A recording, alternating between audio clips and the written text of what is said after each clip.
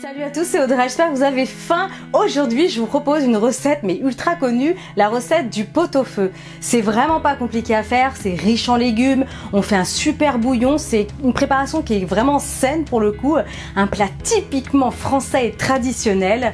Voilà, je vous propose aujourd'hui ma version, c'est la façon dont on le préparait dans ma famille et vous allez voir que restez jusqu'au bout de la vidéo parce que je vous explique comment recycler votre pot-au-feu si vous en avez marre parce que généralement on fait une grosse préparation. Et quand vous en avez un petit peu marre au bout de 2 ou 3 jours d'en manger, il y a une façon super originale de le recycler. En tout cas, c'est comme ça que nous on faisait. Restez jusqu'au bout. Allez, c'est parti, toutes les étapes en vidéo. Pour cette recette, on aura besoin de 1 kg de bœuf. Alors, c'est du bœuf pour viande à bourguignon. Vous pouvez faire des mélanges pour avoir plusieurs textures. Macreuse, paleron, il y en a qui utilisent aussi de la queue de bœuf, de la joue de bœuf. Voilà, vous pouvez demander à votre boucher un petit mix de viande. Ensuite, on aura besoin de pommes de terre, du persil plat, de carottes, un gros oignon, un bouquet garni, des clous de girofle, du gros sel ou de la fleur de sel, du poivre, du céleri. Et on aura aussi bien sûr besoin de navets. Et enfin des poireaux. Alors la liste exacte des ingrédients est comme d'habitude sous la vidéo parce que là il se peut que je rajoute des légumes. Donc voilà, vous aurez toutes les informations. Allez, c'est parti pour cette recette. Il va vous falloir une grande marmite. La mienne elle fait 4,5 litres. Donc prévoyez vraiment quelque chose de très grand. Je vais ajouter un grand volume d'eau. Alors je vais peut-être en rajouter après. Ce que j'ai fait c'est que j'ai bien lavé mes morceaux de viande et je vais les plonger directement dans l'eau. On va déjà faire une première cuisson avec la viande.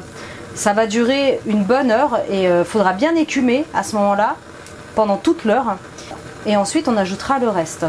Voilà, parce que la viande, vous allez voir pendant une heure, je vous montrerai, hein, vous inquiétez pas, je rallumerai la caméra. Pendant une heure, elle va vraiment dégager plein d'impuretés malgré le fait que je l'ai bien lavé avant. Donc c'est très important pour avoir un bouillon clair, sinon vous allez voir ça va être vraiment mousseux, ça va pas être beau du tout. Donc c'est parti, je vais porter à ébullition, ensuite je vais baisser le feu et ça sera vraiment un petit frémissement pendant au moins une heure. Alors en attendant que la viande se prépare, ne perdez pas de temps. Et vous pouvez commencer tout de suite par éplucher vos légumes. Donc là ça va être la corvée, hein, s'il n'y a pas d'autre mot, parce qu'il faudra tout éplucher. Donc c'est parti, je vais bien les éplucher et ensuite je les laverai sous l'eau claire avant de les découper en gros morceaux. Le pot-au-feu c'est vraiment une recette super facile à faire, qui est plutôt économique parce que la viande à bourguignon c'est pas ce qui coûte le plus cher. Et après ce sont plein de légumes de saison. Donc est-ce que vous aussi chez vous avez l'habitude de faire cette recette? Dites-moi en commentaire. Et ce que j'aimerais bien savoir c'est comment vous la faites. Quel est votre petit truc en plus ou différent? Je suis assez curieuse, donc allez-y, dites-moi. Nous, on accompagne toujours avec des cornichons et la moutarde à l'ancienne en grains. C'est super bon. Avec du bon pain et tout. Donc voilà, n'hésitez pas à me dire comment vous mangez votre pot-au-feu, comment vous le préparez. Partagez tout ça en commentaire. Donc là, j'ai épluché tous les légumes, je vais venir les laver juste après. Là, j'ai rincé la branche de céleri. Ce que je vais faire, c'est que je vais tailler le bout qui est toujours abîmé. Ok, donc ce que je vais faire, c'est que je vais couper mon céleri. Alors moi, je garde tout, hein, grossièrement. Je prends les feuilles avec, impec. Ensuite, pour le poireau, alors, je le coupe assez haut. Je garde un petit peu de vert, mais pas trop. Par contre, ça, ne le jetez pas. Moi, je le garde pour les potages, soupe veloutée. Super bon. Je retire le pied. Je vais bien le laver. Alors, hop. On va retirer toute la partie terreuse. Ensuite, on va couper en gros morceaux. Alors, l'oignon, ultra simple. Je vais simplement venir l'éplucher. Je retire les deux extrémités. Et là, on va le garder en entier. Et ce que je vais faire, c'est que je vais mettre les clous de girofle plantés dans l'oignon, tout simplement. Je vais ajouter les clous de girofle. Alors moi, j'adore ça. J'en mets facilement 6-8. Et vous pouvez en mettre un petit peu moins. C'est hyper important, hein, le clou de girofle. Sautez pas cette étape-là. Impeccable. Donc maintenant, je vais laver tout ça, tous les légumes, je vais les couper aussi grossièrement. Donc c'est la même punition, je vais retirer les deux extrémités et je vais les tailler en gros morceaux. Je fais pareil avec les pommes de terre. Je vais simplement venir les couper en 4. Là, je vois que ma viande, ça y est, elle est bientôt à ébullition. Je termine les légumes et je vous montre.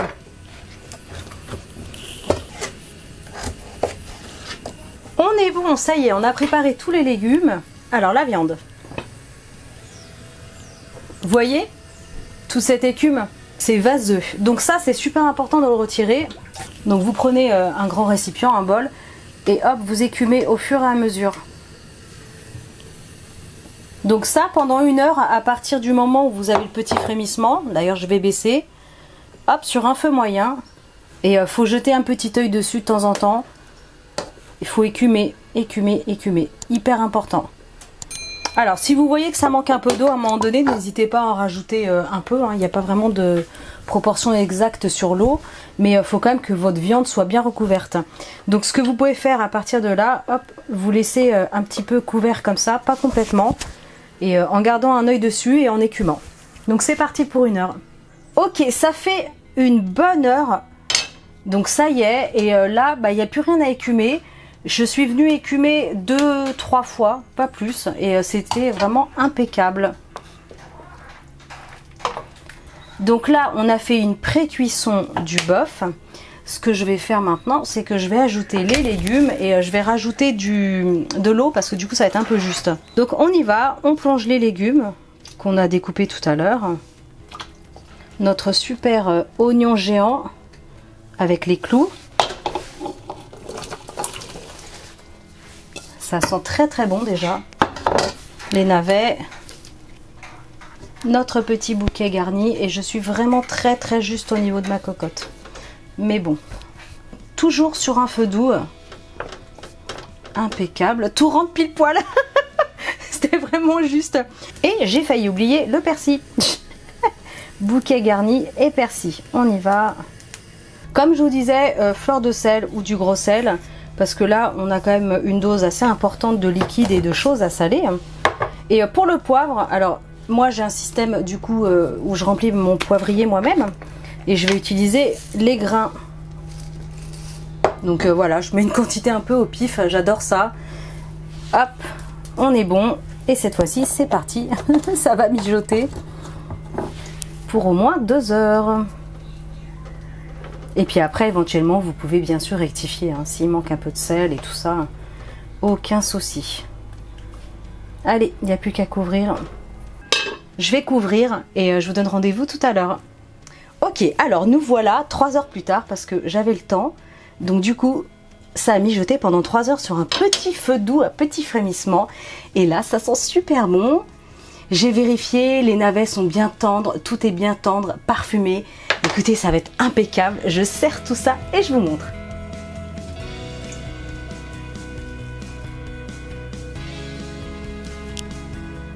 Ça sent trop bon. Écoutez, ça sent merveilleusement bon. Je ne sais pas comment chez vous vous le servez, mais en tout cas, voilà, un max de bouillon. Allez, c'est parti. Regardez, pain, moutarde à l'ancienne, des cornichons. Oh là là, oh quel bonheur. Pour le coup, c'est un repas qui est ultra sain pour le corps. Hein. Franchement, il n'y a aucune matière grasse. Si ce n'est évidemment la gélatine du bœuf. Hein. C'est des morceaux qui sont un peu plus gras. Mais après, vous rajoutez rien d'autre, quoi. Hein. Il n'y a pas de beurre, pas d'huile. Écoutez, c'est super bon. Donc, faut pas avoir peur hein, de faire mijoter ce plat pendant plusieurs heures. C'est la viande comme ça, type à bourguignon. C'est fait pour, donc pas de panique. Hein, plus ça mijote et mieux c'est. Évidemment, ce genre de repas, vous le faites aujourd'hui. Vous le mangez demain, voire après-demain. C'est encore plus meilleur. Oh, regardez, moutarde à l'ancienne. Oh là là, je me régale. Je me régale. Ce magnifique petit bouillon là. Super le bouillon. Oh là là là là, vous allez adorer. Alors, je ne sais pas chez vous comment ça se passe, mais c'est vrai que généralement, on en fait une très grosse quantité, il en reste pour plusieurs jours. Alors du coup, je vous donne la version de comment nous on faisait, en tout cas quand j'étais petite, quand mes parents faisaient du pot-au-feu. Ils prenaient les restes le lendemain, on mangeait en fait le bouillon en entrée comme soupe et ensuite ils faisaient une grosse salade, ouais une grosse salade, on mangeait les carottes, les navets, les pommes de terre, la viande, ils la coupaient en morceaux et on faisait une super grosse salade et on le mangeait comme ça, avec une bonne vinaigrette bien moutardée et c'était vraiment délicieux. Alors je sais pas pourquoi eux faisaient comme ça, c'est un truc histoire de famille, je ne sais pas. Est-ce que vous aussi vous connaissez cette façon de faire pour utiliser les restes de pot-au-feu? Franchement dites-le moi en commentaire, j'aimerais bien savoir si vous aussi vous en faites une salade au niveau des restes, je suis super curieuse. En attendant, likez, partagez, abonnez-vous à ma chaîne si ce n'est pas encore fait, on n'oublie pas de commenter au passage et moi je vous dis à très bientôt pour des recettes super méga gourmandes. Ciao!